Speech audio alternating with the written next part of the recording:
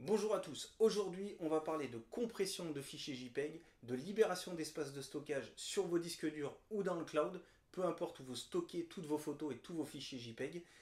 Je vais vous montrer aussi comment gagner un temps considérable lorsque vous envoyez vos photos sur internet, sur les réseaux sociaux, sur un site, sur un blog ou même lorsque vous le partagez à vos potentiels clients ou même à votre propre famille.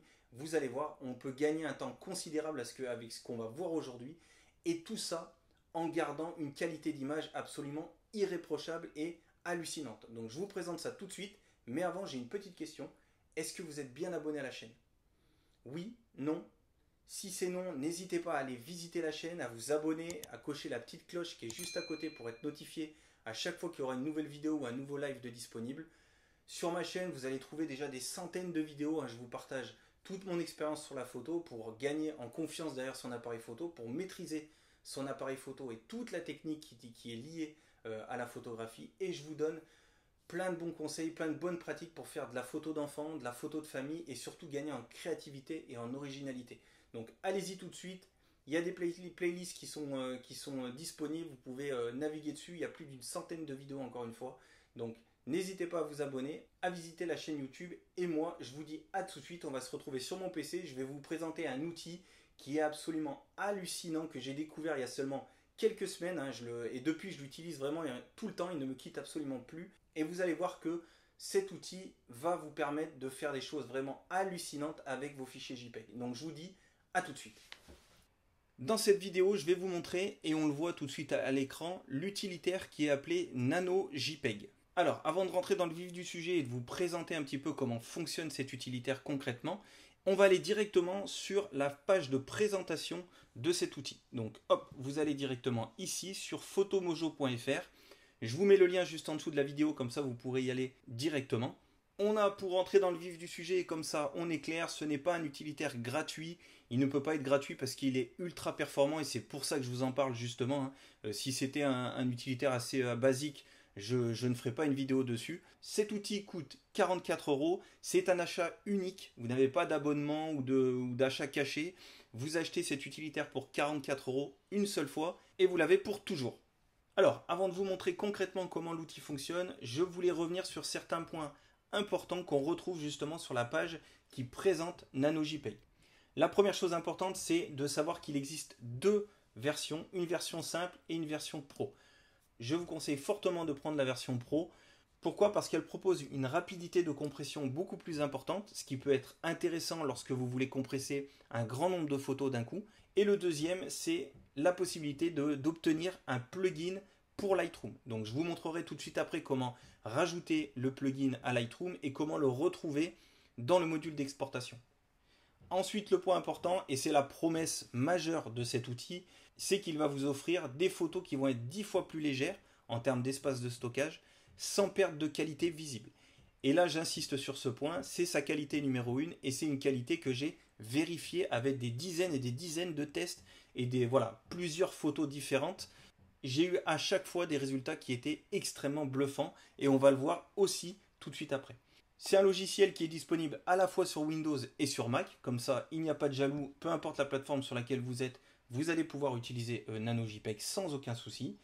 Ensuite on va descendre un petit peu plus bas. Et l'autre point extrêmement important, et là il faut descendre un peu plus bas, si je retrouve, voilà, c'est la garantie satisfait remboursé.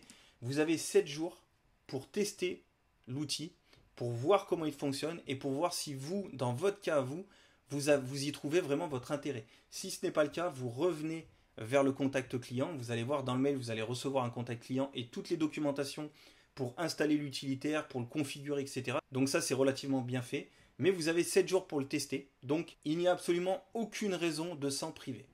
Alors voilà, on va passer directement à l'utilitaire. Ce n'est pas l'outil le plus design qui existe, c'est relativement simple et basique. Vous avez des boutons ici qui permettent de rajouter des photos, de supprimer les photos qui vont être listées ici. Voilà, c'est des fonctionnalités qui sont extrêmement basiques. Par contre, tout se passe ici, dans cette partie-là, qui va vous permettre de configurer ce qui va se passer au moment de la compression de vos fichiers.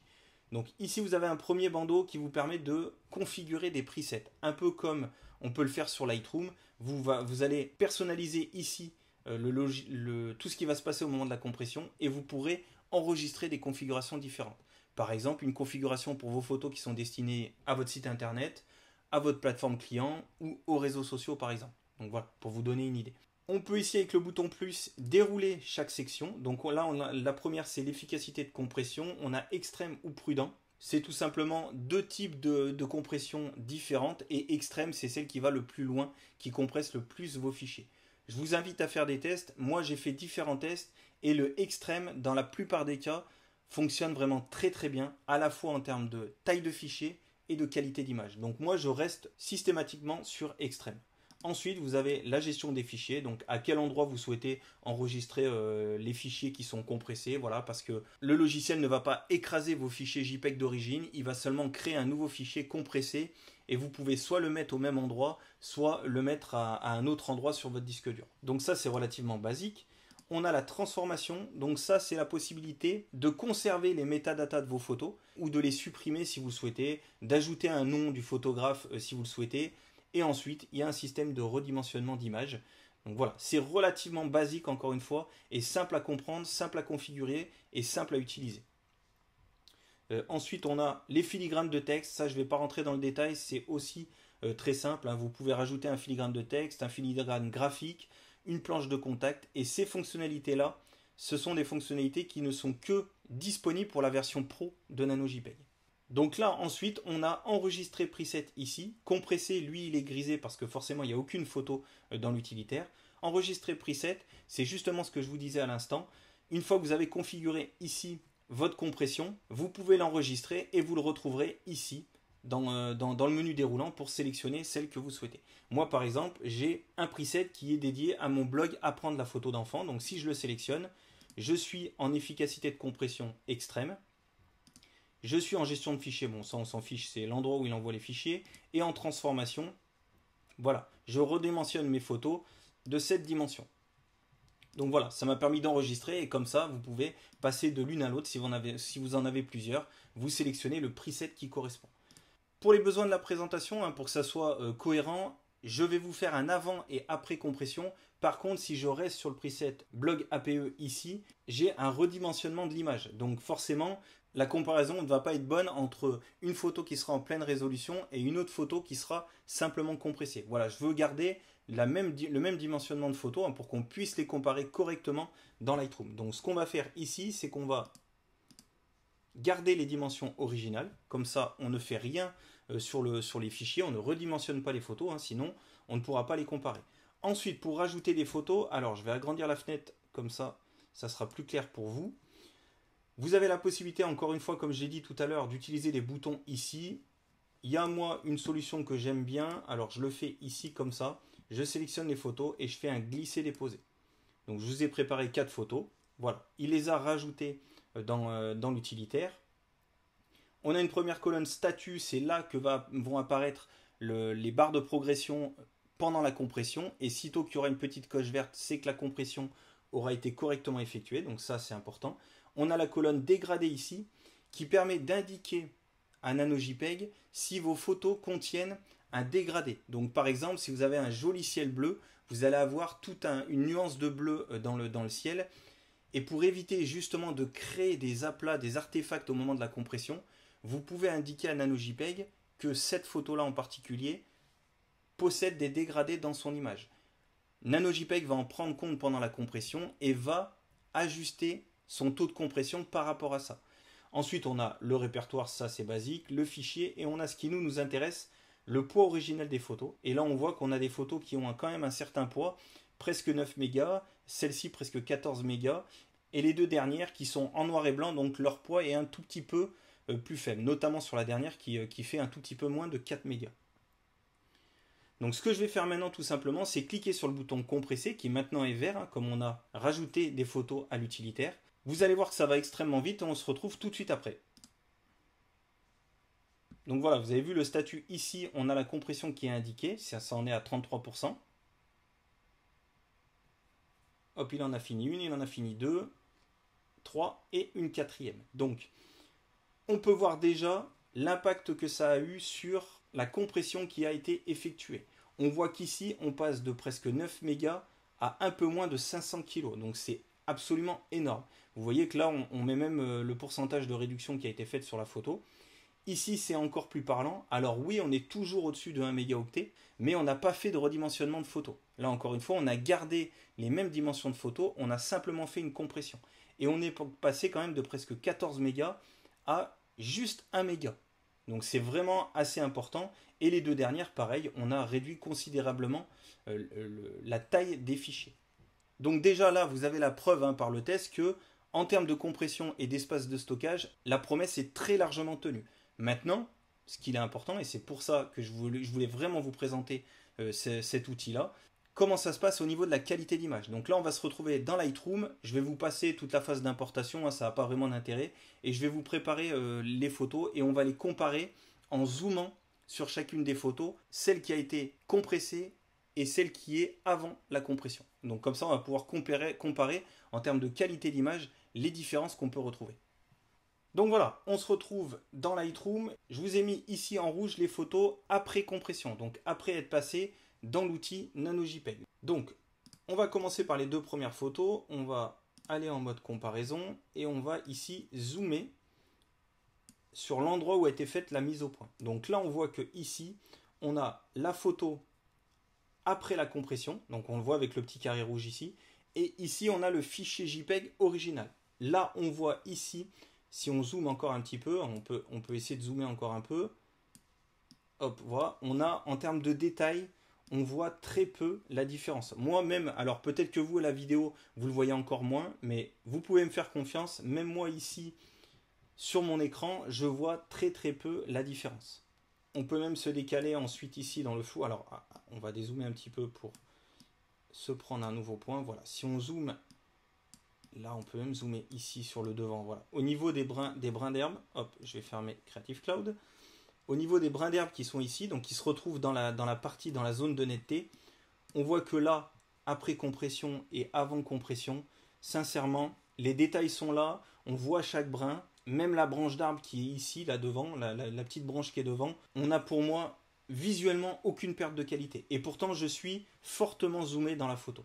On va prendre, alors hop, je vais revenir là, on va prendre une autre photo, alors on va prendre des photos en couleur cette fois-ci, hop, qu'on va aller en comparaison. Alors, on va aller ici sur le visage du petit bonhomme. Et là, ici, c'est vraiment parlant. Voilà, si on zoome encore un petit peu, vous voyez que là, entre l'après, et l'avant ici à droite, on n'a aucune différence visuelle.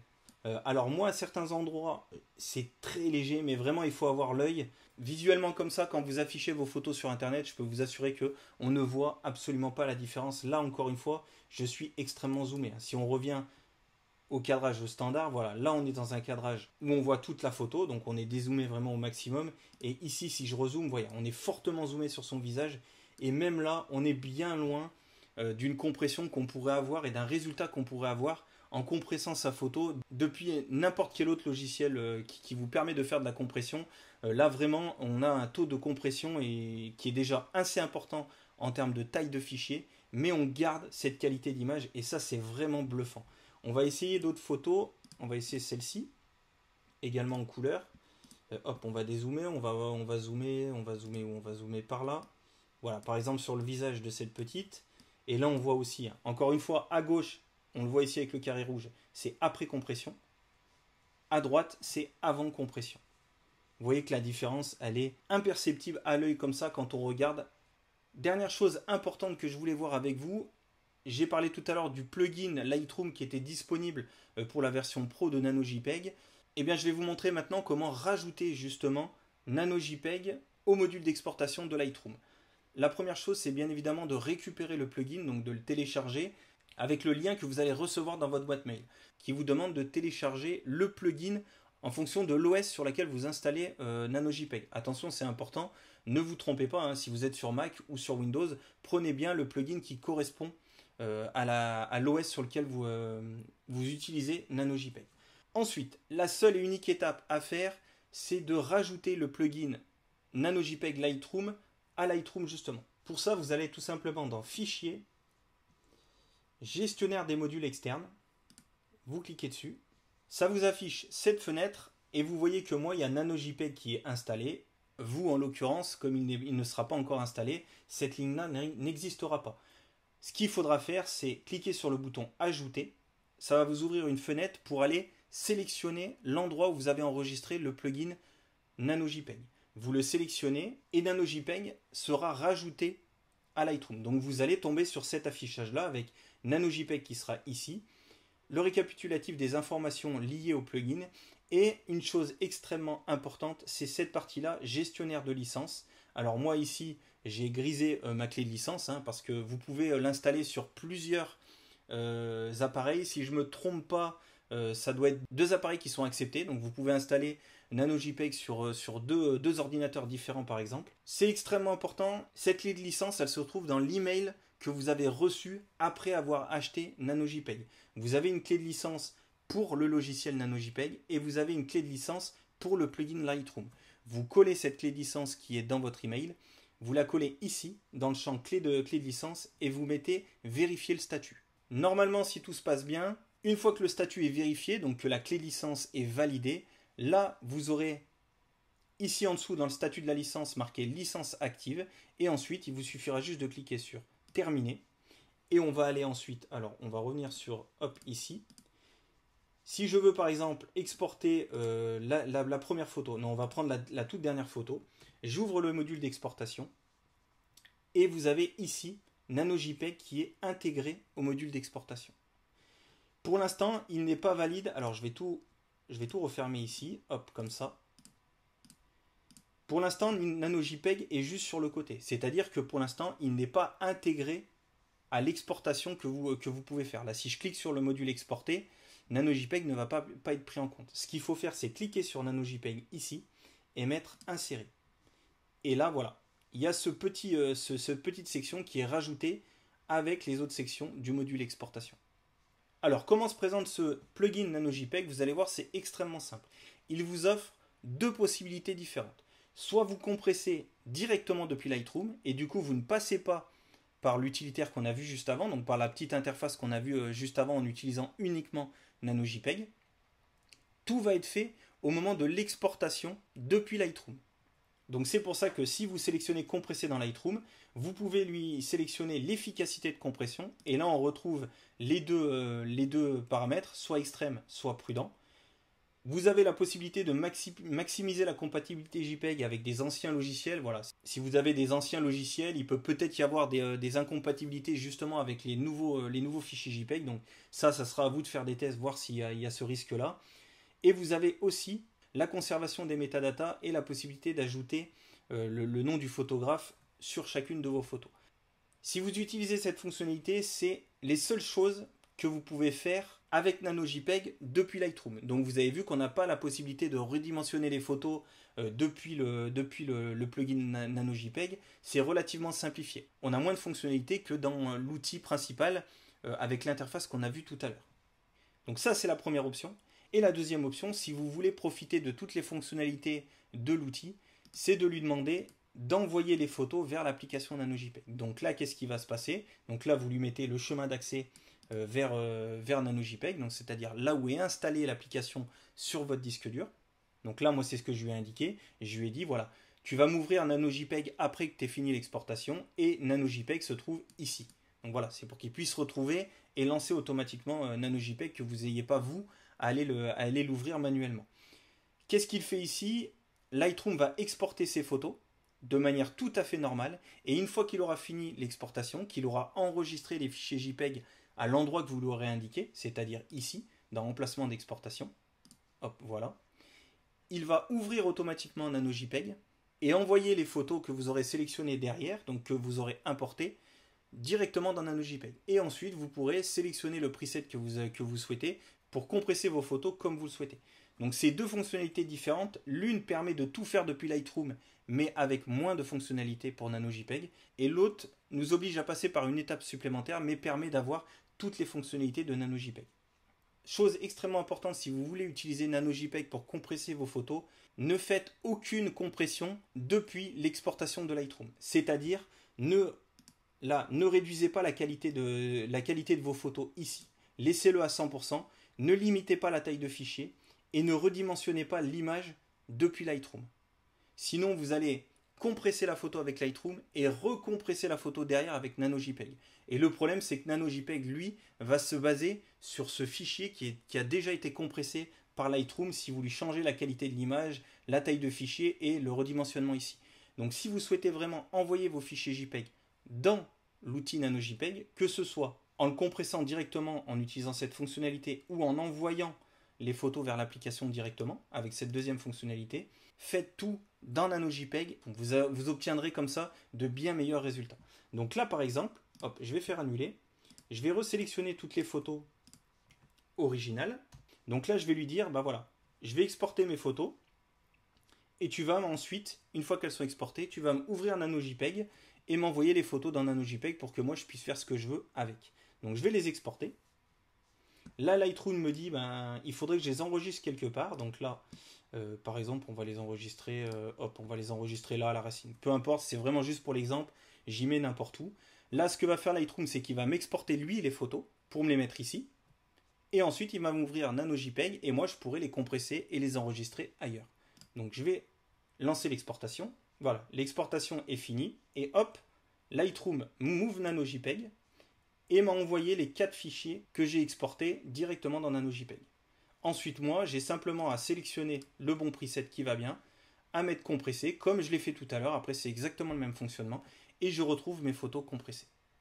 Donc voilà, je voulais encore une fois faire une présentation qui n'était pas trop longue, mais voilà.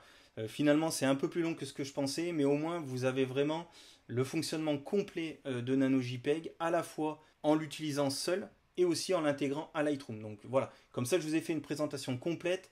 Encore une fois, je vous mets le lien vers la page qui présente en détail NanoJPEG en dessous de la vidéo. Comme ça, vous pouvez avoir toutes les infos. Pour moi, et je pense que vous l'avez compris tout au long de cette vidéo, c'est vraiment devenu un indispensable, moi, dans la gestion de mes photos. Alors bien évidemment, lorsque je veux livrer des photos à mes clients, je ne les compresse pas, je leur donne les fichiers vraiment originaux. Voilà, c'est comme ça que je travaille. Ils sont en pleine résolution et non compressés, c'est important pour moi. Mais par contre, pour présenter mon travail sur mon site internet ou même pour que mes clients puissent choisir leurs photos, je n'ai pas besoin d'avoir les fichiers en pleine résolution et qui prennent une place énorme. Avant, je le faisais parce que la compression ne me satisfaisait jamais vraiment et quand je devais présenter mon travail, moi, je cherche à avoir la meilleure qualité possible. Mais maintenant, avec NanoJPEG, je peux le faire et sans aucun souci, sans aucun problème. Voilà, les premiers temps, je vérifiais quand même à chacune des photos. Maintenant, ça fait plusieurs semaines, un peu plus d'un mois maintenant que j'utilise cet utilitaire en non-stop, quasiment tous les jours, hein, par rapport au nombre de photos que je fais et les photos que je publie sur mes réseaux sociaux ou sur mon site internet ou mon blog. C'est un outil que j'utilise vraiment très régulièrement maintenant et je lui fais pleinement confiance parce qu'il ne m'a déçu sur aucune des photos qui ont été compressées par NanoJPEG. Donc vraiment, moi je vous invite, oui c'est un certain coût, mais c'est un achat unique, après vous l'avez tout le temps, hein, c'est ce que j'ai dit tout à l'heure. Si vous en avez vraiment l'utilité, 44 € finalement, c'est pas si élevé que ça. Ça va vous rendre énormément de services, ça va vous faire gagner énormément de temps aussi, donc ça c'est vraiment extrêmement important. Et en plus, encore une fois, j'insiste, vous avez cette garantie satisfait ou remboursé de 7 jours, donc vraiment allez-y, prenez le temps de bien éplucher la page de présentation et bah, faites-vous votre propre idée. Donc voilà, je suis vraiment impatient d'avoir vos retours, n'hésitez pas à me faire vos retours après vos premiers tests en commentaire de la vidéo. Si vous connaissez déjà cet outil, faites-moi aussi des retours en commentaire. Voilà, je serais ravi d'avoir votre retour. Et puis, ça pourra aussi servir ceux qui sont encore indécis, d'avoir d'autres sons de cloche que le mien. C'est toujours extrêmement important. Et moi, je vous dis bah, à très vite pour une prochaine vidéo. Et bien sûr, si ce n'est pas déjà fait, vous pouvez vous abonner à la chaîne, taper sur la petite cloche qui est juste à côté, qui vous permettra de ne rien rater et d'être alerté dès qu'une nouvelle vidéo sera disponible sur la chaîne. Et en plus, vous aider concrètement la chaîne à gagner en visibilité. Donc merci et à plus. Bye.